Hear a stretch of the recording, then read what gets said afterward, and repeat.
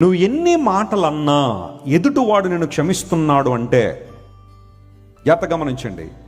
నువ్వు ఎన్ని మాటలన్నా ఎదుటివాడు నిన్ను క్షమిస్తున్నాడు అంటే నువ్వు చాలా ప్రమాదకరమైన స్థితిలో ఉన్నావని గుర్తించాలి. ఎందుకోసం తెలుసా? వాళ్ళు క్షమించిన ప్రతిసారి నీకు వాళ్ళకి మధ్య దేవుని పెట్టేస్తున్నారు. వాళ్ళు they are putting God in between you and the person you are accusing. ప్రతీకారం తీర్చుకునేవాడి కన్నా క్షమించేవాడికి ఎక్కువ భయపడాలండి మనం. ఎందుకోసం తెలుసా? ప్రతీకారం తీర్చుకునేవాడు అప్పటికప్పుడు అయిపోతుంది, ఆ డీల్ అయిపోతుంది. ఓ మాట అంటే ఇంకో మాట అనేసారనుకోండి, ఇది అక్కడతో చెల్లు అయిపోయింది. నువ్వు ఒక మాట అన్న మౌనంగా ఉంటాడు చూసారా, అలాంటి వాళ్ళతో చాలా జాగ్రత్తగా ఉండాలి నువ్వు. ఎందుకోసం తెలుసా? వాళ్ళ మౌనం దేవుని తీసుకొచ్చేస్తుంది మధ్యలోకి. వారి పక్షంగా ఎవరు నిలబడిపోతాడు. అందును బట్టే ప్రతీకారం తీర్చుకునేవాడికి ఎవడు భయపడక్కర్లేదండి ప్రపంచంలో. క్షమించే గుణం ఉన్నవాడికి భయపడాలట.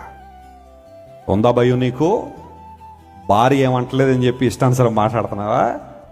భర్త ఏమంటలేదు కానీ చెప్పి ఇష్టానుసారం మాట్లాడ వారు అనలేక కాదు, వారు దేవుని మధ్యలో పెట్టాలనుకున్నారు కాబట్టి మౌనంగా ఉన్నారు. మా ఇంటి ప్రక్కోళ్ళ మీద ఎంత ఎగిరిపడినా ఎవ్వడు ఏమనడానికి లేదు. నా ఇష్టానుసారం ఎగురుతానంటావా? వాళ్ళు కూడా నీలాగా ఎందుకు ఎగరకలేదో తెలుసా? వారు దేవుని మధ్యలో పెట్టాలనుకున్నారు కాబట్టి.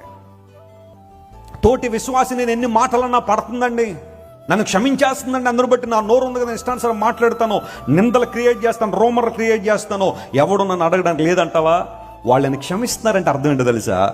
దేవుణ్ణి ఆ వ్యాధ్యానికి తీసుకొచ్చేశారు, దేవునికి ఆ వ్యాధ్యాన్ని అప్పగించేశారు. అందును బట్టి ప్రతీకారం తీర్చుకునేవాడికి ఎప్పుడు నువ్వు భయపడక్కర్లా, క్షమించేవాడికి మాత్రం భయపడాలి. ఎందుకంటే ప్రభు వారి పక్షాన పోరాడతాడు.